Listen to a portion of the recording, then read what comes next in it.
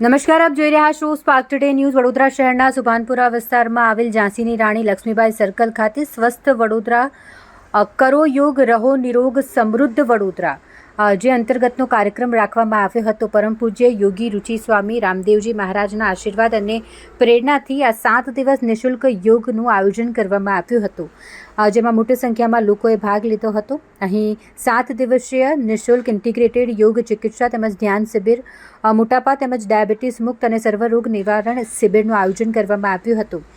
ભારતીય જનતા પાર્ટીની જે ઓફિસ આવેલી છે ઝાંસીની રાણી સર્કલ ખાતે, ત્યાં જ સામેની સાઈડ જે મેદાન આવેલું છે ત્યાં આ યોગા યોજવામાં આવ્યા હતા, જેમાં ખાસ કરીને પૂર્વ કોર્પોરેટર રાજેશભાઈ આયરે તથા હાલના યુવા કોર્પોરેટર શ્રીરંગ આયરે, સયાજીગંજના ધારાસભ્ય કેયુર રોકડિયા અને અન્ય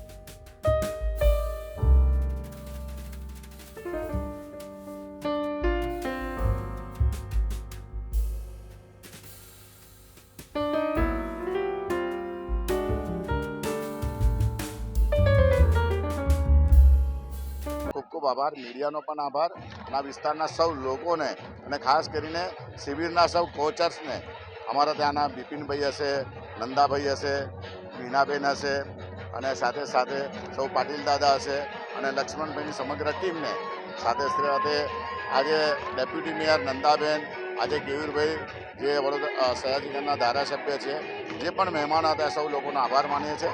વંદે માતરમ, ભારત માતા કી। વિશ્વ સ્વાસ્થ્ય દિવસ નિમિત્તે વડોદરા શહેરના સર્વે નગરજનોને સંયમી આહાર અને સ્વસ્થ જીવનની હું ખૂબ ખૂબ શુભકામનાઓ અર્પણ કરું છું। પતંજલિ યોગ દ્વારા ઝાંસીની રાણી ગ્રાઉન્ડમાં છેલ્લા 1 અઠવાડિયાથી યોગ શિબિરનું આયોજન કરવામાં આવ્યું છે। હજારોની સંખ્યામાં અહીંના નાગરિકો પતંજલિ યોગ સમિતિ દ્વારા જે યોગ શિબિર રખાય છે એનો લાભ પણ લે છે અને એમાં જે રીતે અમારા કોર્પોરેટર શ્રીરંગભાઈ આયરે અને વિસ્તારના અગ્રણી રાજેશભાઈ આયરે પોતાના સહયોગથી આ તમામ નાગરિકોને સારી સુવિધા મળી રહે એનું આ વિશેષ આયોજન કર્યું છે, ત્યારે પતંજલિ યોગ સમિતિને અને અમારા કાઉન્સિલરશ્રીને, અગ્રણીશ્રીને હું ખૂબ ખૂબ અભિનંદન આપું છું। સક્ષમ ભારતના નિર્માણ માટે દરેક નાગરિક સમર્થ અને સક્ષમ બનવો જરૂરી છે, માનસિક અને શારીરિક રીતે મજબૂત બનવો જરૂરી છે। ત્યારે એવા નાગરિક બનાવવાનું કામ આજે પતંજલિ યોગ સમિતિ દ્વારા એક યોગની કસરત અને એની સાથે સાત્વિક આહાર થકી જે બનાવવાનું આ ભગીરથ કાર્ય છેલ્લા 1 અઠવાડિયાથી ચાલ્યું છે, ત્યારે હું પતંજલિ યોગ સમિતિને પણ ખૂબ ખૂબ શુભકામનાઓ અને અભિનંદન પાઠવું છું।